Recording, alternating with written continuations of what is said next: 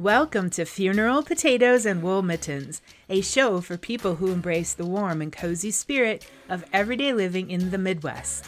From the blog Random Sweets, I'm your host, Stacy Mergenthal. Today we're heading to the heart of the Midwest to meet Darla Bakker and her three daughters, Andrea Kolstad, Danielle Brandt, and Laura Feller. Darla lives on a farm near Ruthton, Minnesota, where she and her husband Jeff raised their family. She's known in her community for warm hospitality, delicious cooking and baking, and her effortless way of making food appear on the table, always with dessert, of course. Darla published her third cookbook this spring, and this one is truly a family affair. Her daughters contributed recipes to this one, and they also helped organize the structure of it. And they all updated some of the family classics and adding maybe faster ways to make the dishes or healthier versions. And then they also added some gluten-free and dairy-free options to this cookbook. You'll also hear a surprise message from Darla's 7 grandchildren and a fun Baker family lightning round where we find out what's on a Baker family relish tray and how cold it must be before they don wool mittens. Recipes and photos from Darla and her daughters are on my website, randomsweets.com. I'm happy that you pressed play today because I'm certain that you'll enjoy this heartwarming conversation about food, family, and the love baked into every recipe. Darla, Danielle, Andrea, Laura, welcome to the show today. Thank you. Thank you. We're going to quickly get into this episode because you have a lot to share. First, I did want to share the story about how I came across this cookbook. Darla, this is your third cookbook that you've put out. It's Correct. Different than the other two, so we'll talk about that. But I really, really like community cookbooks, and I will look for them at antique stores, thrift stores, etc. And when I was at St. Vincent de Paul thrift store in Sioux Falls, I came across this cookbook that I didn't know it at the time until I took it home and read the little intro paragraph at the beginning that this family that put this together, it was a family community cookbook. It was Family Favorites Cookbook, a collection of LeBrun. Is it LeBrun or LeBrun? You guys. LeBrun.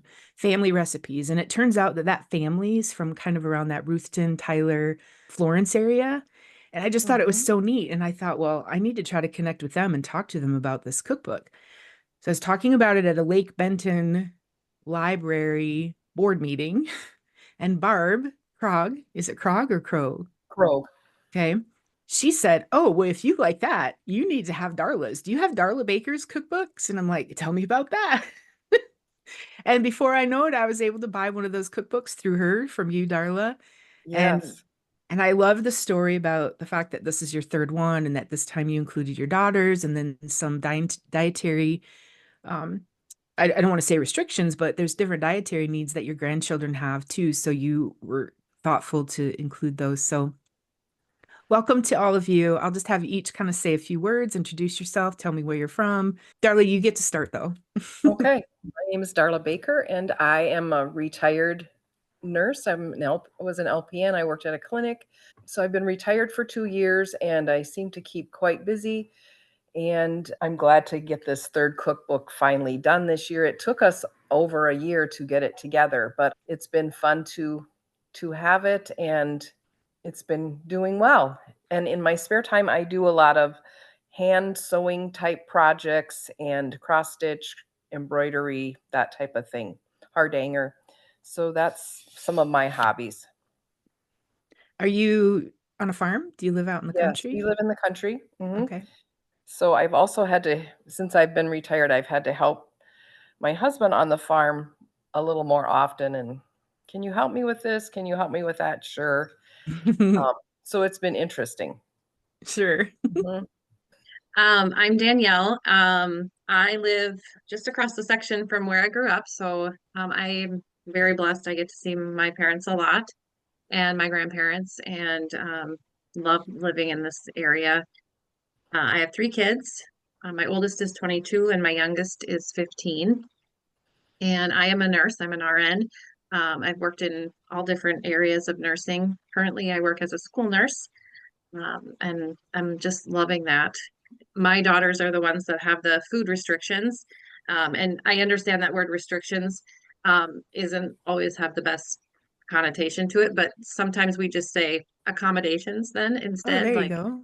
we have to, accommodate for that. And it gives us an opportunity to be a little bit more creative, and it works for us. I have a passion for healthy living and taking care of our bodies. And I feel very, very, very blessed that, throughout the over a decade now that we've been dealing with allergies and things, that my mom has always embraced it and just said, okay, I'm going to try this and see if it works. And we're going to make this, we can do this. And it's having that support and having her cooking creativity background has been just such a blessing. I'm Andrea. I'm the middle daughter. My husband Jason and I live in an acreage outside of Norwood, Young America. We have three kids, 15, 13, and 9. And um, we are busy with the kids' activities, and I also like to read. I like to walk. I like to look for travel places and sometimes go. And we have a garden, so it's canning season right now. And for my career, I'm in education. I work at the school that my kids go to in Norwood Young America. I was a teacher and then moved into a leadership role for the last 5 years as a curriculum leader. So, Andrea, you are the middle child. I'm the middle child. So am I. I was going to ask who the middle daughter is. Does that mean she's the troublemaker in the family? She's the peacemaker. No. Oh, see, that's not me and my family. I may be less of a rule follower than some, but Okay. I'm definitely, I don't think any of us were troublemakers. I think we think our parents had it pretty good growing up and still have it pretty good. That's great. Laura. I'm the youngest. So I live in kind of a northwest suburb of Omaha, Nebraska. And I have one son, he's 12, Charlie. And so I'm in education too, and I teach family and consumer sciences. So um my mornings are spent all morning in a foods lab, and I teach a couple different levels of cooking. And then my afternoon is more in a traditional classroom setting with some other FCS classes. So it's kind of been, that's changed kind of how I view cooking too, with how I structure things in the foods labs. But in my spare time, I like to read. I really like to walk too. And I really like to bake. I mean, I like to cook too, but yeah, and I like to go to different things around the area for sure. Isn't it interesting that all three of you, and then of course Darla, but you're all sort of in that service and giving to the community in the kind, caring way, education, nurses. Yeah. Yes. Well, Darla, this is the third cookbook that you've put together, and I call it a community cookbook because to me, I mean, it's structured as such. It has the spiral bound and the recipes in there with a little. Some of them have little notes about I like to do this or this is really good for this, and Mm-hmm. talk about how this one's different and just kind of the why behind and when did you do the first two? So the first one I did in 1996, and then the second one I did in 2003, I believe, or yeah, something like that. But anyway, then this one I was able to collect recipes from all three girls and put them in. And I also took out some of the duplicate type recipes, and some of them we've changed along the years. We've maybe made them a little healthier, maybe a little more fit to our taste. Um, I seem to cook a lot more from scratch than I used to. So those are some changes for this cookbook versus the first two. I Mm-hmm. think that some of the recipes we've just changed to make them even faster to make, even in some ways. Like Mm. there's a cheeseburger soup recipe that we all still really love, but we don't make it the same way that it's written as the first two cookbooks. We have just adjusted it, and it's honestly quicker now this way. So, and there's some recipes that yeah, that we talk about food all the time. We talk about recipes all the time. We text about recipes and just different adjustments. And so things just get, changed over the years to fit what we're doing. Mm-hmm. Well, and mom has said, sometimes she'll say, shortening isn't the same as it used to be. or, stuff like that. And so I think just because of just changes in the supermarket too, recipes have needed to be adjusted. And now that now that we're grown, she doesn't have to have a cake mix around like she maybe once did for in a pinch, So Rick, I can think of pineapple upside down cake. I Oh, I didn't know you could make that from scratch really for a long time. You always started with a yellow cake mix, but now the recipe is scratch cake base, and it's delicious. And it honestly, you figure out it doesn't take that much more time. It really doesn't. And plus, then you use ingredients that you probably have in your house already. hmm The volumes of Yeah. things have changed. A can of something might be weighed differently now in ounces. right. Shrinkflation is what I'm trying to say. I can say it in one Yep. word. Yep. Yes, that's true. Yeah. Mhm. Well, Darla, what inspired you to do that very first one? So that was what, 31 years ago? Yes, I had so many recipes that I had collected, and then this one was in this book, and then this one was in my recipe box, and this one was in this book. And it was really nice. And our daughters were getting older, and it was just really nice to put them all in one place. And I was encouraged by family or coworkers. They liked what I would share, and well, you should do a cookbook. And so then I thought, yeah, I think I will. So that's kind of how it started. And that way, as the girls left home, I had a book with recipes that they grew up with, and I could give that to them. And that was very, I liked that feeling to do that. Yeah. And You had I was helped thinking, with church cookbooks too. You had helped with, oh, there was a church cookbook, and there was, the hospice, the Yep. THC cookbook, different cookbooks you had helped be a part of. I mhm. had put recipes in them as well. Yes.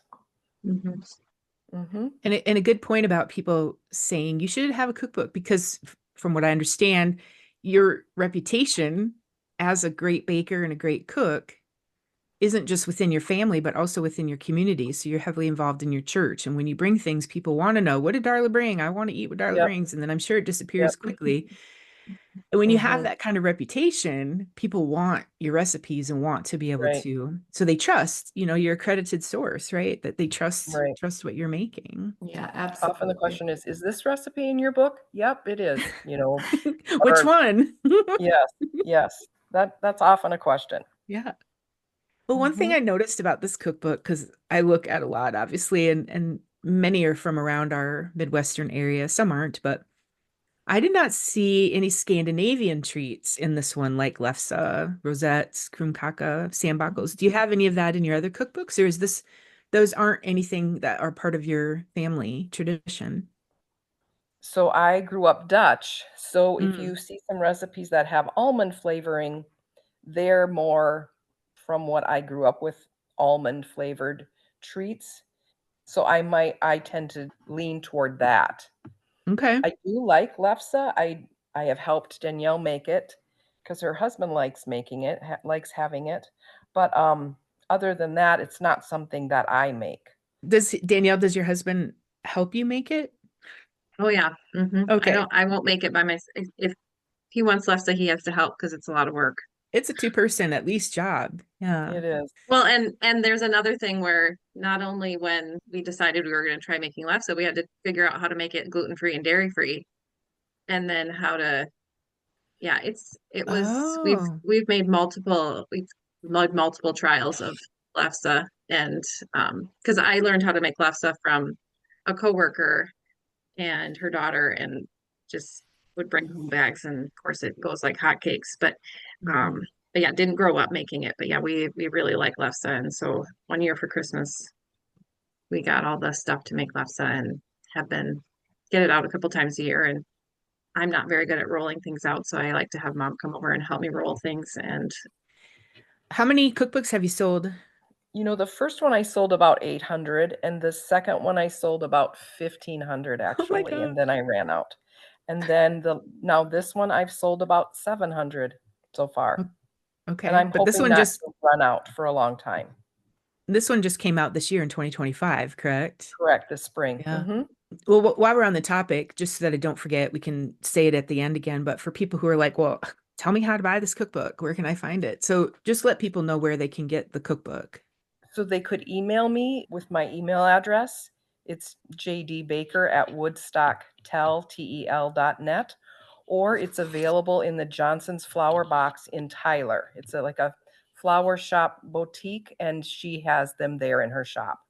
And the books are $20 and then They're shipping? $20, and But shipping is $5. $5. Okay. And I'll have to say it's well worth it. And it's pretty substantial. I mean, it's not just a thin little It's cookbook. So it's definitely thicker than the last one, and there's a lot. okay. It's a lot of recipes. So yes. Does the flower box have the other two, or is it just this third No, one? the No, other two just are not available okay. anymore. Okay. Oh, that's right. Well, you ran out of the one of them, right? Ran out of both, actually. So I So, like the cookbook has a lot of the, traditional things that people would think to find in a Midwestern family cookbook. You have Chex Mix, puppy chow, you have 7-layer bars, there's tater tot hot dish. yeah. I like that you have talk about just a second how you broke it down because you have a rhubarb section and a holiday treats section. Yeah, this time I have the holiday treat section. I've always had a rhubarb section, and it's just been kind of a fun, something different for my cookbook that there's a rhubarb section. That seems to be a popular thing, and then all the rhubarb recipes are in one place. But yeah, we did it the sections a little bit different this time. This one too, I have a vegetable salads and sides, and so that was kind of good. And then there's a soup and sandwich section as well. Whereas before we probably put a lot of it, the soups and sandwiches were in the main dish. So this is a little bit different. I'm hoping it's a little easier to use once Okay. people get used to where to find things. Laura Sure. helped to coordinate the sections, I think, right, Laura? Yes, Yes, I Laura did. did. Yeah. Yes, Mom Okay. and I worked quite a bit on it, didn't we, Mom? Yes, we did. Talking, discussing. What a Mm-hmm. fun project, though. Okay, so you three girls, that's what my mom says. See that I'm from a family of just three girls. And so my mom's like, my three girls. Yeah. Each of you contributed recipes in this one. And so how did you choose what to include? What was that conversation? Like, Laura, you have to do this one. Danielle's got to have this one. Or don't you dare put in lutefisk. How did that go? So we kind of sat there were a few times when we were thinking about this that we all got when we were all together, then we sat and discussed some things. So Danielle and our mom had started this Family Fork newspaper article in the Tyler Tribute. So we're in our hometown. And so there were recipes that, it was a monthly, was it monthly or weekly? It was Um, Both? once kind of or Okay, varied. twice just a kind of month. whenever.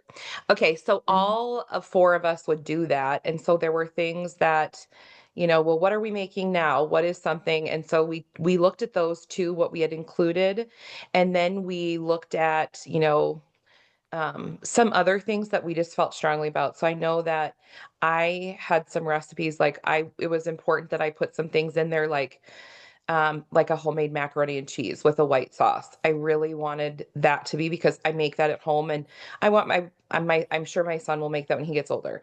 And then I have like a standard like rice pilaf in there from scratch, roasted carrots. So there are some things that anticipating that are really good for any cook, and I'm thinking about my nieces and nephews, and obviously my son too, that I know I felt strongly to include like that I wanted to put in there on my end. So I don't know, Andrea and Danielle, you could. Well, I think we just, like I said, we just kind of text each other different things we've made, and then people will ask then we'll ask for the recipe. And so Yeah.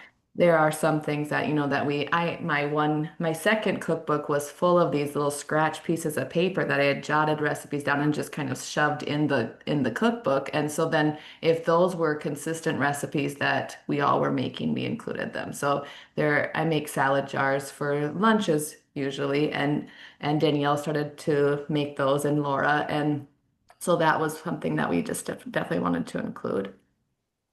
Mhm. Mhm. Yeah, I would say, with when we were doing the family fork, um, pretty consistently. It was over about a 5-year period.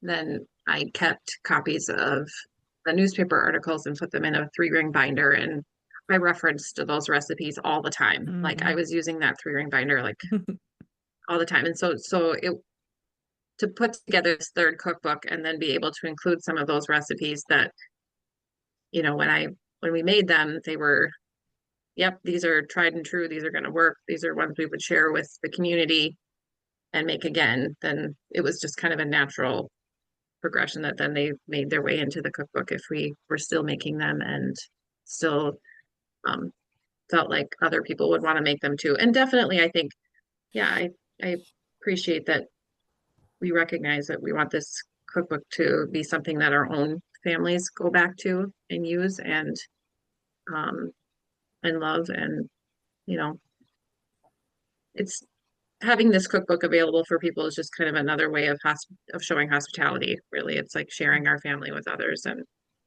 So you were very collaborative and strategic about it. It wasn't just your mom saying, I'm putting together a third cookbook if you just want to send me some recipes that you want to put in. I like that you were No, really thinking about that and yeah, making we sure that sat some of your own family favorites were in there for your kids. And yeah. right.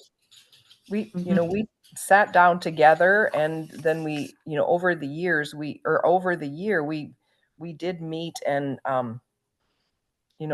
went over it again and again and again. So, It was hard to cut things out. I think I Ugh. thought we had to cut more things, but um, it We ended had up some being it lively ended up working discussions, out. Stacy. We had some lively discussions at a couple times, Stacy. I was going to ask if there was anything that didn't make the cut and why. Like if one person was passionate about it and the other three of you were like, no. Well, and it just so happened the other day I was looking for a recipe and it didn't make it. So I'm so glad I have still my second cookbook because I'm mm, I'll have to write it in somewhere maybe. we Yeah. already have recipes that we've tried since the cookbook came out that, oh, we should have gotten that. That'll be for the next one, maybe, because we have new ones again that we didn't have in there. Yeah. So, I think it was like 2 weeks after the cookbook kind of was published that it was like somehow in our group text we were saying, I just made this and it was so good. It's, we just kind of keep that's just what we do. Yeah. We keep Yeah. going. mhm. So it's not out of the question to have a Darla Baker's fourth edition cookbook. Darla That's and the first Daughters. thing. That's the first time I've heard her talk about that. So Oh, that's wow. easy for me. It's kind of Well, like I don't having know. a baby and you're like, do not talk to me for like a year Right. and then Exactly. maybe. That's funny. Exactly. that's Mhm. Laura, Andrea, Danielle, what was it like growing up in your mom's kitchen? We ate very well. We had lots of choices for desserts. Even after breakfast, I feel like we had a bar or cookie. We had lots of good homemade Saturday dinners, Mm. gravy, mashed potatoes, roasts. It, we are very blessed. And I actually have to tell this story before I forget because this is one that I think about often that even as grown-up kids, she loves cooking for us. And one Mother's Day, we hadn't gotten together for a while because I think we weren't, I don't know, maybe that was during COVID and we didn't see each other for a few months, but it was Mother's Day and she said, "My gift, my Mother's Day gift is I get to cook for you guys." And honestly, that's our mom. That is your love language, isn't it, Darla? Yes, it is. I Feeding do. people. I do enjoy cooking, Hmm. and I like making people's favorites and sharing them and having people at my table. I've Mhm. heard that you are really good about knowing everyone's favorites. Mhm. Not just your daughters, but your grandchildren and extended family. in Yeah, anybody. Everybody in the church, probably, you know. well, some of them, yes. Mhm. We had a church dinner this past Sunday, and part of that is Meals on Wheels. They do some delivering meals in the community, and it's a roast beef dinner that my mom is in charge of, and there's always pies and coleslaw and the works. And I heard her tell one of the ladies, Chuck and Sharon will want raisin pie, and give this dessert to so and so. And it just kind of makes me chuckle because she just knows what they would like best. And isn't that just like a big hug, a big warm hug? It's not about the food. It's not about that piece of pie. It's about how you're making people feel when you are sharing those things or remembering, and then they have those memories. Mhm. It's all about feeling and community. It's not just the food or the recipes, even with the cookbook. Mhm. And we learned to cook more when she wasn't home, I think. Is that right? Would you say? That's true. That I wasn't the best at sharing my kitchen. Andrea, what did you just say? I said we learned to cook more when she wasn't home because she didn't Oh, necessarily want us by her helping while she was making things, but That was when we were little, like when we were little right, kids. okay. absolutely. Mhm. And I don't know that I had a big interest, honestly, as a kid anyway, but I think that's just kind of been kind of the joke sometimes is that yeah, she just like what she said, she didn't always want to share her kitchen space with us, Hmm. but we still watched her closely and obviously learned a lot. And we didn't have a very big kitchen, so I think, No, you we know, didn't. it and there was, when I understand that when you're cooking a full meal and you're trying to keep track of the potatoes and the meat and all the stuff, it's kind of sometimes easier just to kind of stay focused and Right. Not have you kids know. underfoot. And Mm. Laura, did you want to share about what it was like in your mom's kitchen growing up? I remember, yeah, pouring over some of those kids' cookbooks. And then sometimes, if it was in the summer, I just remember I would make something. I don't know why, but I can remember making like some swirl brownies. That was one of the first things I can remember making. And I found them out of a church cookbook. And I knew who the lady was that had made them, that the rest, that was her recipe. And then I just remember, Mom, when you got home, you were just really proud. Like you just said, Hmm. gosh, I remember we had it for dessert. And then I just remember you said, I really like that you just went ahead and made those. And I think that was one of the first things. But yeah, I think as an adult, we look at things in a little bit of a different perspective. And now growing up, we always had homemade fresh cake, for our birthdays. And we often got to pick out the kind of cake, like, okay, I would like this on it, or, butterfly shaped or whatever it might be. But I'm just really thankful. And, I'm just thinking because we all work full time and everybody's busy, but I'm just really thankful that's just special that you were always really busy and you still made scratch cakes for us for our birthdays and took the time to decorate them. I don't know. I really appreciate that. I think more now than I probably did as a kid. I know we were excited, but, um, yeah, I think those are some of my memories, and then also, we just stayed out of the kitchen a lot when it was like a full meal. Because, yeah, you had your routine, and I bet we were starving after church or whatever it might be, and it's like, you had your routine and you did your thing, and then I'm sure we were very hungry, and, then we enjoyed it or whatever, but, yeah, those are some of the things that I appreciate. Darla, you've obviously taught the importance, the value of the family meals and sharing food with each other. I want to hear a little bit about how, like you, when you were younger in a kitchen, did your mom let you be in the kitchen making food alongside? Did you learn from her? How was You that know, seed planted for you? my mom, we always had a lot of chickens that she had to go take care of. And so she maybe was doing that, and I was in the kitchen by myself, and she just let me kind of go. And I think that was a good thing. I I did early on like to bake, and we would have people stop by for eggs, and they would buy eggs, and sometimes I remember sending a few homemade treats home with them and on a paper plate. And I don't know, that's kind of how it's maybe started. I liked sharing things I made, and trying new things, making favorites. So that's kind of how I grew up. When we were growing up, that is one thing that we always would do is, like mom would make homemade caramels for Christmas. We would take a big container of those to school with us for teachers. Or we were all, and I mean, our mom still does this, but we would go deliver like goodie trays at the holidays. And that was always something important for my mom and my dad. Being generous in that regards is making these big goodie trays, or making breads, and then we would often share them. Those were things that we saw all the time, really. I mean, I feel like frequently. So now you're all adults, you have your own children, you have the holidays together.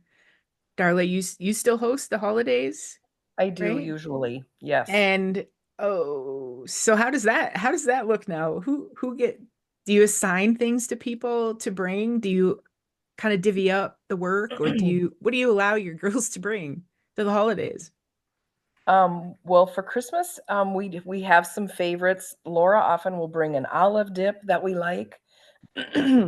um, we often start Christmas with a brunch, and Danielle often brings a salad.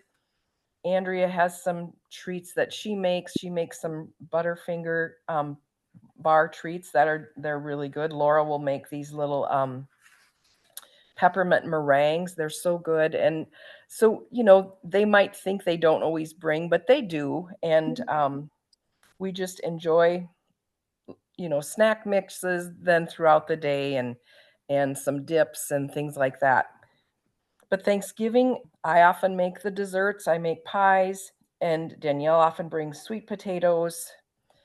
And for leftovers, we might have a turkey pot pie the next day. That's kind of a favorite. And then leftover pies. So we always enjoy leftovers. Sometimes I get to make buns, but sometimes I just get to bring chips too. She doesn't always let us, or it's a caring thing. She doesn't want us to have to bring things if we're traveling to her house, and it's kind of amazing. And other people have said this too. When you go to Darla Baker's house, you're all of a sudden she just keeps pulling things out of the fridge and setting things out, and it kind of just all this food appears, and she makes it look pretty effortless. Mm-hmm. Yeah, that's a very good point. Yeah, effortless. Often I'm there because I travel, we're traveling from the farthest away. And so she'll just often say, "You just can help me in the kitchen. You just can Does help me she? in the morning in And the then does kitchen." she let you? I get to like cut vegetables and Okay. arrange them on a platter. Oh, That's that's helpful. sometimes some of the go-tos that I get to do. Yeah. So it's Who pretty has to easy on my end. who has to wash the dishes? Oh, she really likes to wash the dishes too. She likes What? to wash the dishes as well, and then we get to dry them. We get to dry them. So, girls, if your mom made you a meal with all of your favorites, your favorite dishes, what would she make for you? That I'll is so. start. I'll start. I want ham gravy. Mm. This is if calories weren't a consideration here. Okay. I All right. would So want this is ham. Danielle's. Okay. Yeah, I would want ham gravy and meatloaf and some kind of stuffing and probably some rhubarb slush. Mm. Kind of an odd combination. There's my death row meal. I think my favorite is the turkey pot pie after Thanksgiving. The crust is homemade, it's delicious. Or the quiche that she makes when we come on the weekend is always very good with a homemade pie crust and lots of vegetables and cheese. Mm. The desserts are always top notch.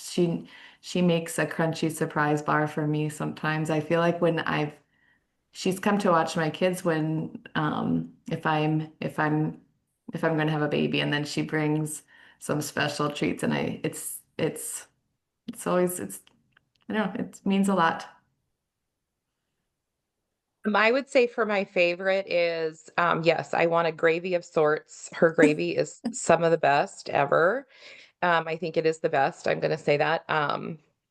So definitely a gravy with potatoes. And then I really like, Mom, your lasagna, but if this is going to be my end meal here, it has to have the breaded eggplant in it. It has to have the breaded eggplant slices and sausage and beef. And then for dessert, it would be a pie. And I don't care what kind of pie it is, but I want a piece of pie. And then for vegetables, because we have to round it out, it would be any vegetable from your garden. So asparagus, zucchini, your tomatoes, whatever it is, but it's that. I think I thought about this the most, girls. Jeez, so specific, Laura. Well, and our kids will say, well, at least my kids will say to me, the green beans just taste better at grandma's. The grandma just, her corn is better. And I thought, I don't know. I did it the same, I thought, but it's something about grandma's cooking. Isn't that the truth, though? Darla, if your mom was going to make you your favorite dishes that she makes, what would she make? So when I was a kid, she would make Harvard beets. They were like a thickened, buttered beets, and they were very good. She also in the spring would make a rhubarb cream pie. She made a very nice meringue cream pie. So that's one of my memories. And another comfort food for me is goulash. We ate that a lot. She made good goulash, and I still do really like goulash. So those are a few things that came to my mind of my mom's. Okay, so cookbook number 4 with mom, right? I'm thinking, how come those recipes aren't in the cookbook, or are they? Maybe they are. The pie is, and the goulash, yes, but not the Okay. beet. Okay. Mhm. The pie crust. So Andrea, you said you love her turkey, the leftover turkey, the turkey pot pie the next day. You talked about pie and you're talking about this pie crust. Darla, is this all the same pie crust that you're using? No, the Oh. pot pie recipe has celery seed and cream cheese in it, and it is a very good one. But my other pies are, if I have an extra pie crust, I will make a quiche, and that is a favorite, Okay. an egg quiche. Is the turkey pot pie recipe in this third cookbook? Yes, In the pie? yes, Oh, yay! it is. All right. Okay. You guys alluded to this a little bit earlier. You were talking about the recipes you put in. You were thoughtful about sort of how you're going to pass these recipes down through the family and generations of your family. Not only that, but it's of the community. So now I have this cookbook. Well, you know that I'm going to find a few favorites in here that these are now going to become part of my family. And then those will get passed down as well. So many families outside of yours even, but Darla, you have 7 grandchildren. They're Yes. soaking in this legacy of your food coming to your home, all the memories that they have in your kitchen. So I just want you to share a little bit about them and what traditions and those connections, or even the feelings. So when you're making these things and feeding, and you're making things because you know these are so and so's favorites, what do you hope that they carry on for generations to come? I hope they carry on eating meals together as a family, and making people feel special at their table. Continue to make things that are favorites as they have families. Sure. Mm-hmm. And this is a good record for that too, and the other cookbooks as well. Mm-hmm. Well, your daughters, lovely daughters, have a surprise for you today. Oh no. But your Oh, grandchildren all have something to say to you, Darla, okay? Are you ready? Do you have a Kleenex? I'm ready.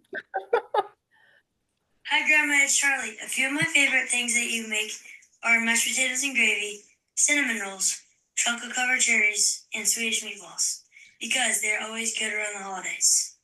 Love you! Hi, Grandma, Oh. it's Claire. My favorite memory with you is baking Chex Mix and coming over to your house after school and baking pies. You always make the best baked goods. Love you. Hey, Grandma, Oh. it's Garrett. One of my favorite memories cooking with you is when we made burritos before I went back to college. It got me through the work week. It allowed me to spend some quality time with you, which we don't get to do very often. And that was just really great. So thank you. Hi, Grandma. It's Joanna. A fun memory of being with you is when you took care of me and my siblings when my parents were on vacation. You like to make things we request. One time I asked for breakfast pizza and it was the best. My favorite is when you make chocolate covered cherries for Christmas. I could eat a dozen each day. Your cinnamon rolls are so good, and your brownies and cookies. Your homemade angel food cake is also my favorite. I have so many favorites, I can go on and on. Hi, Grandma. It's Wyatt. Remember when I was reading that book called Pie in fourth grade? There were recipes in it, and we made an apple pie that was really made with green tomatoes. You always make really good food. These are my favorites: chocolate covered cherries, cinnamon rolls, quiche, brownies, lemon bars, and just bars in general. I don't cook a lot, but I'm lucky to have you for a grandma. Hi, Grandma. It's Elena. I wanted to share one of my favorite memories with you is when you taught me how to make mashed potatoes. Even when I make them now, they're still not as good as yours, but we are so proud of you and I love you. Hi, Grandma. This is Eden. I think you are the best cook and baker in the whole world. I love staying at your house. One time we made chocolate chip cookies together. They were so good. You make the best brownies with marshmallows stuffed inside. Delicious. I also love your pepperoni buns. I am practicing and have made cowboy cookies and muffins. I want to be a great baker when I grow up and teacher/librarian. I love you, Grandma. Oh, very cool. Very special. It's wonderful. We're not crying either. Oh, Maybe just a little. Very sweet. Did any of you learn from your grandparents? So, Darla, your mom, you learned from her. Did you learn from grandparents, or Danielle, Lauren, Andrea, did you learn from your grandma? So I have a memory. When I was little, I would sometimes, quote unquote, have a sore throat or be sick kind of at the beginning of December so that I could go over and spend a day with my grandma Sharon and we would make peanut brittle together. And and I have her peanut brittle spoon, and I just loved that. Her peanut brittle is the best, and she was also a master at just like making meals appear on the table for huge amounts of people. Like she had five, six kids, and there were always extras at her table too. And when we were kids and picking rock with our cousins and aunts and uncles, we would go there for lunch, and just these huge meals that just were always just the best. And I always remember she always had bread on her table, and for years she made fresh bread, and there was always a special bread plate on the table, and butter, and dessert was not always fancy, but there was always some kind of dessert. It might have been a little like sauce dish of ice cream or fruit, but always potatoes and vegetables and baked chicken or roast or something like that. Just these huge, delicious meals. I think when I think about that question, so we did spend a lot of time with our grandparents growing up, but specifically on Christmas Eve, that was a holiday that we spent the entire family on our dad's, like on the Baker side, on our dad's side. But so yeah, he's one of six, and so that was it's a huge family. And so I think one of the things I kind of always took away is I loved helping my grandma in the kitchen for that. Even just like arranging cookies, everybody brought a whole bunch of food, arranging cookies on trays, or they would always have drinks, and we would help mix drinks. And then another thing that I learned how to peel potatoes from my grandma, and I just that was for the guys in the field. We would help make lunch for the guys in the field, and lunch meant always a sandwich, always a bar, always a cookie. We would bring juice to the field and coffee and a treat, and then the sandwiches. And so I That have was some the very 4 o'clock lunch. That was Not the the 4 o'clock noon lunch. lunch. It wasn't noon lunch. This was their snack, technically. And it was spread that butter to the end of the buns. And, those are some of my favorite memories. But yeah, when I peel potatoes, I always think about doing that in her kitchen. Mm. Laura, those are great memories. Obviously, we're in an ag community, so when you're bringing out to the field, it's harvest time and planting season and things like that.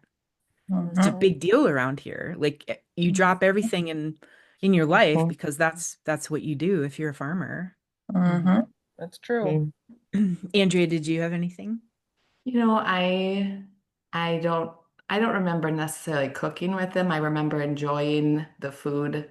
And I think with our mom's side, our other grandma, she always had tea, and I remember having tea Mm. with her in the early mornings if we would stay over or toast. And but I think I was the one who tried to encourage her to take us out to a restaurant. Because we just didn't do that very often. Mhm. Let's talk about comfort food. I mean, we have already been talking about comfort food, but I'm going to talk just a little bit in your family. So I saw, oh, I had this book open, your cookbook open, because I wanted to say you guys are talking a lot about dessert, and it sounds like Darla, when you serve a meal, you have dessert, and there's always something around a little bit sweet, cookie jar with cookies or a pan of bars. And your mom did the same. And you know what I love about this cookbook? My favorite thing to eat and make are bars. And you started the cookbook with the bars chapter. Correct. Mhm. Yes. And a lot of them start with appetizers or the breakfast or brunch, and then it kind of moves in. And the desserts and the sweets are always at the end, but you put them in the Mhm. beginning. Love it. One of the doctors I worked with said, "Your new cookbook, your biggest category is desserts." I said, Yeah. "Well, yeah, that's true." And so you and Laura, you talked about the structure of the book, right? Mhm. Yes. Mhm. I don't even think we questioned it. I mean, it was No. not, that was And in my other two books, the bars were first as well. Okay. Okay. And I Mhm. haven't seen the other two books. I should say that too, that I Mhm. haven't seen the other two, Mhm. but all Mhm. right. I see a few recipes, I think, in the book that would be funeral potatoes, even if it's scallop potatoes, because some families more consider that. But what do you call it in your family? Cheesy hash browns, hash brown casserole, or do you not really have that in your family? We really, if I think of funeral potatoes, I think of scalloped potatoes and ham. Mhm. Or sometimes at a funeral, we might have potato salad. Those Okay. are the potatoes that are most served in our area. Mhm. Well, my next question is, Darla, your husband Jeff, right? Yes. He loves your potato salad. Yes. Is it there is a potato salad dressing with Yes. eggs in it that you cook in this third Correct. cookbook? Is that the dressing for your potato salad? Yes, that I make a cooked dressing, and that's what we like the best. And I always add celery and onion and boiled eggs to my potato salad. I also have been adding a little bit of dill weed, and I've been adding some chopped dill pickle, and that's how our whole family really likes the potato salad. And I Okay. make maybe the cubes of potatoes a little smaller than some people would, and that is how we like it. What And kind of potatoes? he'll even eat it for breakfast if I have it in the fridge. Well, I mean, potatoes is a breakfast food. You eat hash Yes, browns, right? yes. Mhm. What kind of potatoes do you use? You know, I prefer red potatoes mainly for potato salad. Okay. Yep. You'll use potatoes from your garden first. That's always your go-to if you Yes, have them. Okay. yes. Yep, I prefer my garden potatoes. And it's Yeah. pickles that she's made. It's homemade pickles. Wow. You have a pretty big garden. It's not real big, but it's been good, just to have I have I have what I need in it. So, but Mhm. no, it's not big. Danielle has a big garden and we share together some things, but she has a much bigger garden. And then do you can together? Yes, we Yeah. do. Mhm. Okay. And then do you share with Andrea and Laura? We Yeah. do. Okay. Yep, Andrea does some canning too. She shares back. She makes some fun things. But yeah, canning is, I don't know, it's just, there's just something rewarding about being able to save some of that garden's produce and have it in the winter. And yeah, we grew up with that. So you've adapted some of your family recipes to the accommodations for gluten-free, dairy-free. Share just a couple of those dishes. And then I also, Darla, in your cookbook, you had a few tips in there about how you kind of have learned to adapt a little bit with some of the recipes. Yes, I've learned to add a little extra vanilla and maybe an extra egg if baking. Also, things need to bake a little bit longer. And if, like, the girls have taught me this too, if you take something gluten-free out of the oven, like say a quick bread, let it cool for a little longer in the pan before you take it out. And that has helped. We use a lot of almond milk. It tends to have like the best flavor profile for not changing the flavor of things compared to some of the other non-dairy milks, I feel. Okay. Some of the other non-dairy milks can be a little bit sweet, so then they don't work as well in the savory things. And then Country Crock has a really good plant butter now that, gosh, it's been honestly life-changing. I feel like it's so good. And otherwise, I feel like there was a time where we used a lot of coconut oil or more shortening, types of things. And then, yeah, gluten-free flour. There's just been so many improvements in the different products that are available in the past few years, especially. But, I think the girls are always really good about keeping a box of gluten-free pasta on hand. And, rice is easy. Rice is gluten-free and dairy-free. And yeah, and mayonnaise. We use a lot of mayonnaise instead of sour cream. There's some different, cheats you can do there rather than having to rely on like specific dairy-free labeled things. And in the cookbook, what are a couple of the recipes that you put in there that are gluten-free, dairy-free? Well, there's a cappuccino muffin that's really good. Okay. They have, canola oil, and then they do have milk, but we just use whatever milk you have, and then they use oat flour and gluten-free flour, so pretty easy to adapt. There's some hot dishes that have, a homemade cream-based, soup mix type thing that we just use gluten-free flour or cornstarch and some almond milk. Monster bars are a really easy one. They just call for 1/4 cup of whatever kind of butter you have. There's no dairy in them if you use dairy-free chocolate chips. So I think there's a lot of recipes in the cookbook that can be very easily adapted. One thing that I noticed in here is I don't always know, whose recipe it is. And so I just wanted to know if you would each tell me one of your recipes that are in the book for you girls. Sure. One of the recipes that is, I think it's on my mind because it's fall, but the apple cider loaf cake, you reduce apple cider down, and it's in the, it's a really more of a loaf bread, I should say, but then you roll it when it's still warm in cinnamon sugar. That is so good. I'm looking forward to making that. Thanks, Laura. I have a lot of the one pot recipes in the cookbook. One I made this past week was a one pot pasta that has Italian sausage and peppers in it. I used the peppers for my garden. That's a really good one.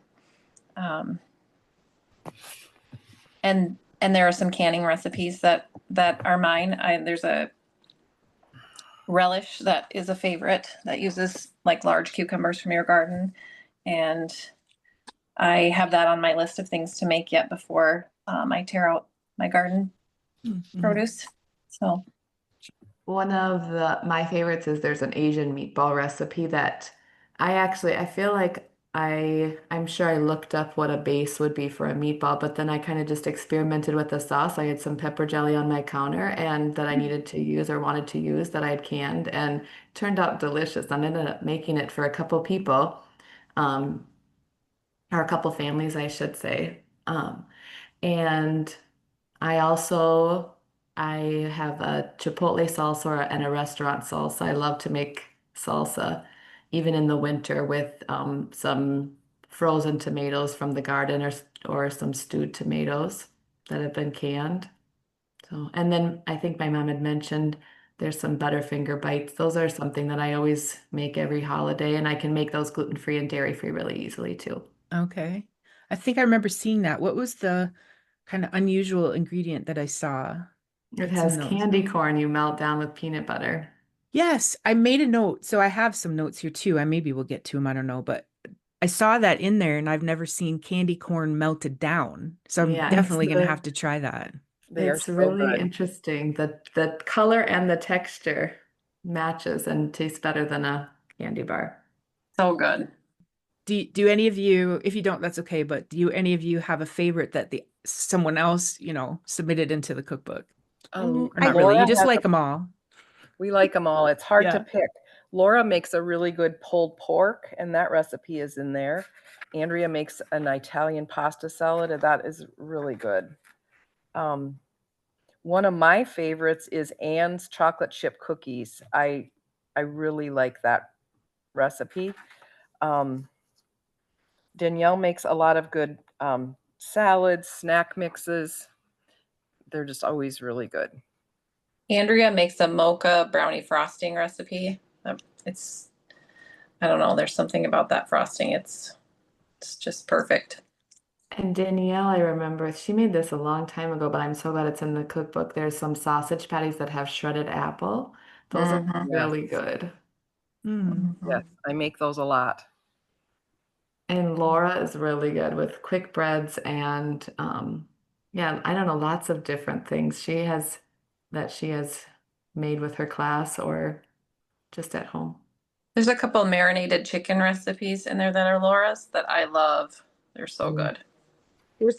There's a Greek chicken. I really like a lot of those flavors. Mhm. So I know those are some things I had put in that I really like. Danielle, I do use the one pot or like the one skillet kind of meals. I do that a fair amount too at home.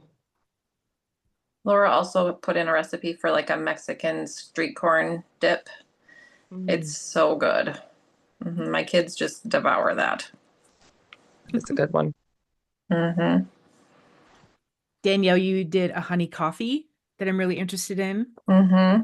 So one of my very favorite coffees that I get at a local coffee shop is called a Miel. And when I would order those and then I would come home and talk about them, well, then my daughters have kind of gotten into coffee and making fun little coffee drinks. And Claire and I have been making those honey coffees, and they are just so good. And they're better than the coffee shop Miel. Mm-hmm. Oh, I bet. I'm gonna look through here and tell you your cucumber red onion salad on page 198. There's sesame oil in there. That's interesting. That sounds good.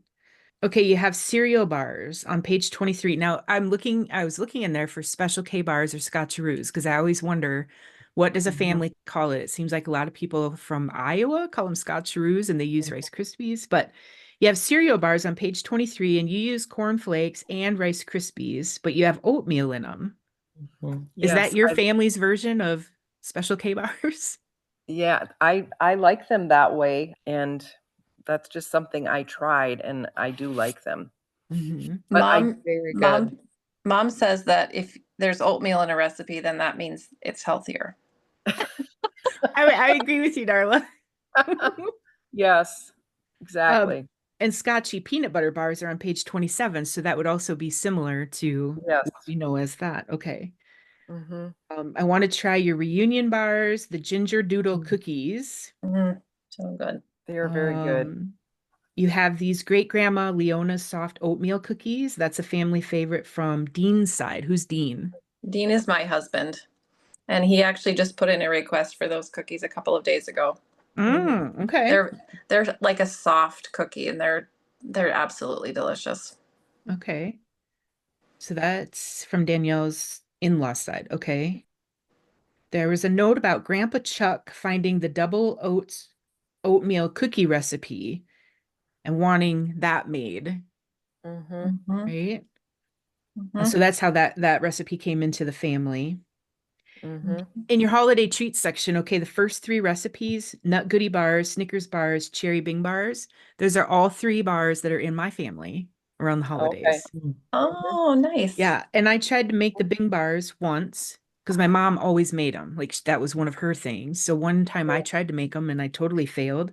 So I told her I need to come and learn from her how to make those so that we have somebody to carry those on. The Nut Mhm. Goody bars, those are our grandma Sharon's, and we grew up having those every Christmas Eve. She always made those, and then I don't know, everybody went crazy for them. Like all everybody in the whole, I mean, that was always a staple there as a treat. And then I don't know, I've been making them now for the last 15 maybe or so years, and they're still just they're a hit. And Grandma Something about the Sharon, maple. Darla, that's your mom, right? No, that's my husband's mom. Oh, okay. Okay, Mhm. sorry. Right. Mhm. Go ahead, Okay. Danielle. Sorry. I was just, there's something about the little bit of maple in those that's just, I don't know, makes them unique. Yeah, I love maple and butterscotch, and they're hard to find recipes Mhm. much for those. Yeah. Yep, Andrea, your melted candy corn in the Butterfingers on page 69. You have these mini morsel meringues. They sound a lot like what we have in our family that we call Forgotten Kisses with the tiny Mhm. little chocolate chips, and you put them in the oven, bake them, turn the oven off, and then just forget them in there, which my mom did one year because that's the one request that I always make from her now that she's scaled back. The one thing I ask for is those Forgotten Kisses. One year she came to Christmas. I said, "Where are the kisses?" And she's like, "I forgot them in the oven." Oh. Yep, you have lots of so you have your zucchini, your asparagus, rhubarb, those kinds of things. Darla, your mom's pumpkin pie, you said it's the best. What, Yeah, this just because she makes it? it came off a Festal pumpkin can, I think is where the recipe came from, and I just have always liked that. I find it's very tasty and it turns out well. And it's maybe very similar to other pumpkin pies, but I tend to just use that one. Sure. You have a Mhm. recipe for marinara and you use the San Marzano tomatoes. Do you grow those? Yes, we grow those. Mhm. Yeah. My sister Heidi loves those. She's growing those this year. Yeah, that marinara is top notch. We use that a lot. I mean, it's good for anything that you Okay. need marinara for. Macaroni coleslaw. So pasta and a coleslaw mix. I don't know if I've seen that before. Are you guys like, oh, well, yeah, we do it all the time? Yeah, that was a recipe we found, and it's a health, it feels healthy because it has the coleslaw, but it's got some of the pasta salad feel. I think Danielle was the one that first was making that, and I feel like that might have been with Garrett's baptism. I can remember making that with her. Yep, that was a recipe I found in one of the Taste of Home type books, and it's yeah, it's so good. It works really good for a crowd. Works really good for a birthday party or a picnic. You have a salad with popcorn in it. You have a Yes, radish corn chip salad. Those are a couple unusual ones, but sound interesting. they are a The favorite. the radish one corn chip especially. salad especially. That one is always made on the 4th. The radish corn chip one. Mhm. Okay. Darla, what did you say in there? Sorry. The radish corn chip is always something I make every 4th of July or bring to a summer picnic, and it's just always a hit. It's unique, it's different. And then you have a jack-o'-lantern jumbo, which was Yes, interesting because it's the snack mix. I'm like, oh, it's your traditional, candy corn with peanuts or whatever. peanuts and corn checks. But That's you a have Worcestershire in favorite. there, so it's savory Yeah, and sweet. That one is yes, delicious. it's Okay. a very good one. And I know mom makes that every fall. Yeah, Claire, my daughter Claire actually has made that already. I have made it already this fall as well. When I see the candy corn in the fall in the store, then I think about making that. A couple more. I liked that you have this tortellini skewers. You use beef sticks, with deer or beef sticks. And I've never thought of that before. That's a great idea. Instead of a summer sausage, like the roll that you cut, but actually using beef sticks. Yep, Andrea makes those. Okay. I with think her I deer got that sticks. recipe or idea from Laura, but yes, I've made them quite a bit. Yum. And And then we have kind of- cilantro hummus. I love cilantro. I've never thought of having a cilantro hummus. I haven't seen that anywhere. So I'm gonna have to give that a try too. Lots of Yeah, great stuff in there, you guys. that cilantro hummus is really good.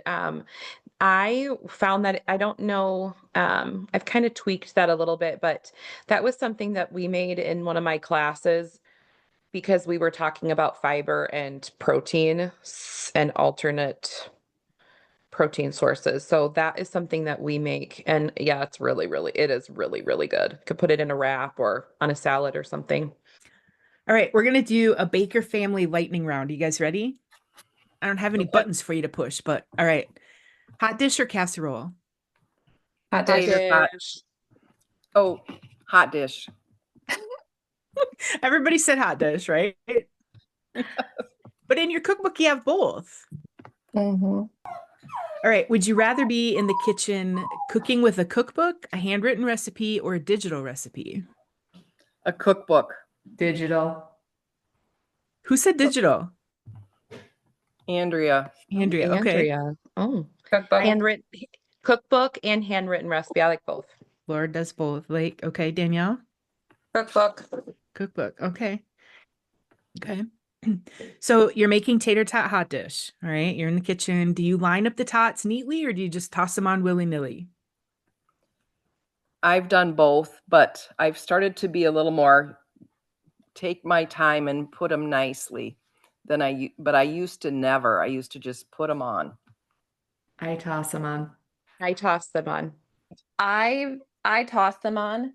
My daughters both line them up beautifully. Okay. Each of you take a turn. So what's on a Baker family relish tray? Darla, you go first. Relish tray. Pickles and Okay. olives, Pickles and olives. Green or black? both. Both. All right. Laura? And pickled herring as well. Mom, you just said them all. Laura, you got to think of something else. Okay. Okay, celery sticks. All right. Andrea? Carrot sticks that are used with a special slicer, crinkle cut slicer. Oh, okay. That's Long right. sticks? Like sticks? Mhm. Right. Okay. Yes. All right. Danielle? Relish tray. Radishes a lot. Yeah. Oh, sure. Okay. All right. Who in the family doesn't like raisins? No one. We all like them. So who were you talking about in the cookbook when you said something about she even knows who won't touch raisins? Oh, a man from our church. I know Oh. that I don't bring them anything with raisins. See, Jeff- no, even that. And And Jeff's coworkers. sister. She has a couple of coworkers that didn't like raisins. Correct. And Jeff's one sister doesn't like raisins either. All right. Well, now that we got that figured out, which dish would your family riot over if it was missing from the Christmas dinner table? Fruit. I'm saying the goodie tray. Tex-Mex. Last one, Danielle. What would your family riot over if it wasn't on the Christmas table? Probably the goodie tray. So you could have goodies and, the mashed potatoes and gravy and the meat could just not turn out, but you have your goodies. Well, we're in the Midwest. How cold does it have to get before you wear your wool mittens? Probably about 10 degrees. Above zero? Above zero. Okay. Mm-hmm. I'm about ready to pull out my gloves right now. So. Oh, Danielle. At 60 degrees? 10. 10's perfect. 10 for Laura. What about you, Andrea? Oh, probably 20. Okay, well, nobody even was below zero. I thought it would be below zero. All right, last question. Do any of you not have a traditional Midwest garage, freezer, or refrigerator? No? Because you all have one, don't you? Yes, Yep. Yep. we do. You guys have been great. It's been funny, fun. Darla, how does it feel that, so we heard from your grandkids earlier, you're hearing from your daughters. How does it feel knowing that future generations in your family and other families will have this cookbook to guide them for many, many years? Well, it makes me feel pretty special. It's quite it's interesting. It's quite an accomplishment. And I feel humble as well. Are there any secret family recipes that you won't share in the cookbook? No, I don't think we have some that we don't share. But I think there are just little tweaks sometimes that, you just don't even, that's what I think the third cookbook did. We tried to get to more what we actually do with the recipes versus what it's written like. There is a secret fondue recipe, but it's only secret because I never followed a recipe. I just dumped things in every summer when I had Claire visiting me. And so that one was secret because we really didn't know. She didn't know. It's really good, but we don't know what we did. That was Andrea being mysterious about it. No. Well, if there's a family or if somebody's listening and they're like, well, I would like to do my own, or people tell me that I should try to share or put together a family cookbook. Do you have any tips for somebody who might want to do a project like this? I would say have them enter the tried and true recipes and their family favorites. That's what I would suggest. Just start a And to Google take- file. I was going to say, Yeah, start a Google Doc, put the categories in, and then start organizing and proof multiple times over and over. Yes. Yes. And, and unfortunately, we still found errors in the, different spots throughout, even though we all read it multiple times. And some of that is just kind of unavoidable. But yeah, definitely proofing it over and over is important. So each of you take a turn. We're going to wrap it up with this. Just share how you see food and sharing meals as a thread that ties your family together.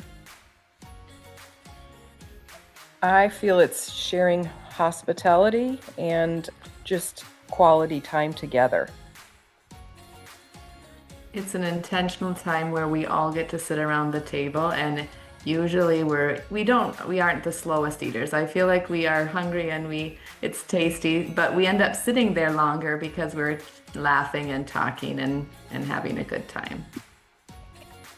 For me, it's about showing that you care for people. It's just another way of showing love, and it's a gift. It's like sharing a gift with others, and it's a way to be a family.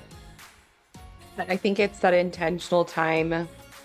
Definitely it's part of how we show love for sure. And I think also the choices of the food too, coming together. I think that's special. I really like your connection with each other and all of your stories. And I'm very thankful that you all four agreed to sit down and share all of this with us. I know schedules are hectic, and then you got your children to put together something. So it's just really special, and I appreciate it. Thank you for sharing. Thank you for inviting us. Thank you, Stacy. Yeah, Stacy, it was lovely. And I just want to give a shout out that it was Stacy's idea to do the grandchildren clip, Mom. So that is so neat that you thought of that, Stacy. You're welcome. I could tell just in the cookbook, the way that, Darla, you wrote about the grandkids in there. Thank you. It was wonderful. I hope you enjoyed meeting Darla and her daughters as much as I did. And a special thank you to Charlie, Claire, Garrett, Jonah, Wyatt, Elena, and Eden for your special messages to your grandma. You'll find photos and some recipes from our conversation, the brownie recipe I baked from her cookbook, and the details on how to order your own copy, all waiting for you on randomsweets.com.